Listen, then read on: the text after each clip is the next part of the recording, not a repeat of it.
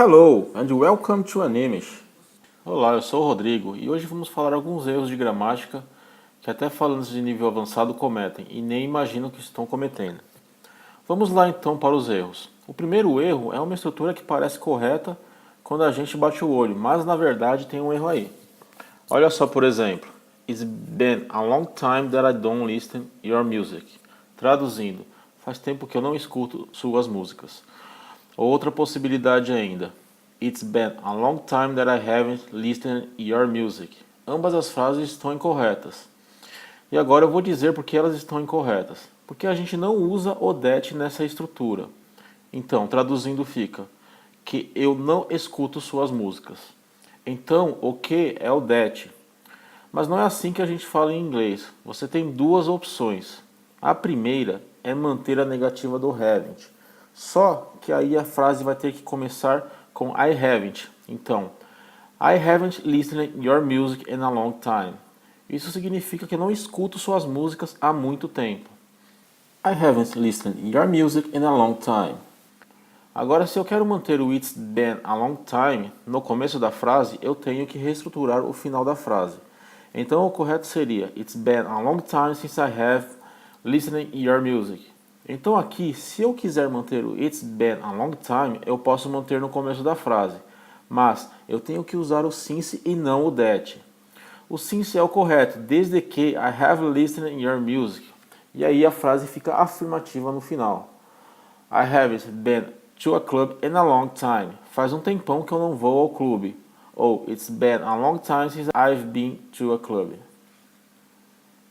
O segundo erro é um pouco mais simples de resolver, que é, por exemplo, perguntar Let's go to the park.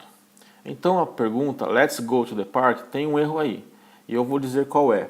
O problema aqui é justamente a pontuação. Não se faz pergunta com Let's go ou com Let's.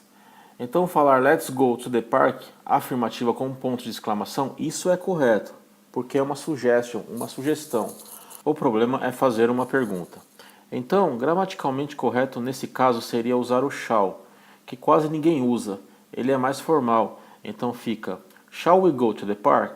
Mas há outras maneiras informais também, como por exemplo, Do you wanna go to the park? Você quer ir ao parque? Estou fazendo uma pergunta, mas não estou usando o let's go. Ou então, What about going to the park? Que tal irmos ao parque? Ou ainda, What about we go to the park? Isso é correto também.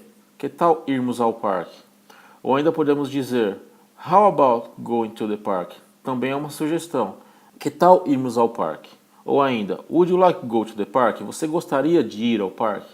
Aí sim é uma pergunta, é um convite. Mas o let's go a gente só usa em frases afirmativas. O próximo erro eu posso admitir que eu mesmo cometi por muito tempo. São frases do tipo Open your book on page 30. Qual é o problema dessa frase? É justamente a preposição on. A gente não pode falar open em on. Por quê? Porque open é um verbo de ação, assim como go. Qual preposição o go pede? É o to. Então, go to page 12. Então é a mesma coisa o open. Então o correto seria Open your book to page 30. No inglês britânico, eles usam o at. Open your book at page 30. Mas o on nesse contexto não pode ser usado em nenhuma variante do inglês. É errado gramaticalmente. Então quando eu posso utilizar o on? Quando não tem o verbo de ação. Então, por exemplo, It's on page 30. Esta é a página 30. O próximo erro é uma questão de estrutura de tradução do português para o inglês, que é perguntar coisas do tipo Are you with your passport? E ela soa correta, mas na verdade essa frase não está certa, tem um erro aí. Porque ela é simplesmente uma tradução do português para o inglês e não funciona em inglês. Então o correto seria Do you have your passport? Você tem o seu passaporte? Ou ainda Did you bring your passport? Você trouxe o seu passaporte? Mas não Are you with your passport? Isso não funciona em inglês. E o próximo erro me veio à cabeça agora. Não estava no roteiro, mas eu lembrei dele agora e vou compartilhar com vocês. É um erro de estrutura também, assim como Are you with your passport? Que é, por exemplo, It's beautiful, this car. é bonito esse carro. Parece que funciona bem em inglês, mas não funciona bem em inglês, porque no inglês essa inversão, essa sentença invertida não é aceita. Então seria This car is beautiful. Então a sintaxe do português permite tanto esse carro é bonito e também é bonito esse carro. Mas a sintaxe do inglês não permite isso. Vamos lá, o próximo erro de nível avançado é fazer perguntas do tipo Do you know what time is it? Você sabe que horas são? Então qual é o problema nessa frase? O problema é que embedded questions, perguntas encaixadas, você não pode ter dupla pergunta, ou seja, duas perguntas em uma só.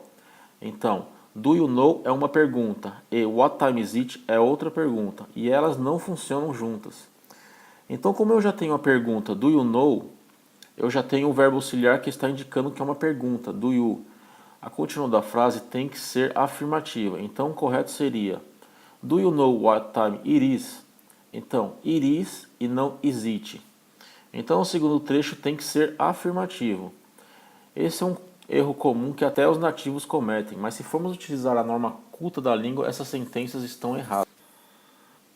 E o último erro também diz respeito às preposições que estão tão difíceis no inglês. Por exemplo, She's married with a doctor. Qual é o problema dessa frase? Ela é casada com um médico. O problema é o with. A gente não usa o with como married. O correto seria She's married to a doctor. O correto então é usar o to. Se eu quiser dizer ela casou-se com um médico, aí seria She got married to a doctor. Ou ainda simplesmente She married a doctor. Mas com o with não funciona. Espero que esse vídeo tenha te ajudado a tirar algumas dúvidas. E se você gostou, deixe seu like. E não esqueça de se inscrever aqui no Animes para acompanhar mais dicas como essa. Um grande abraço.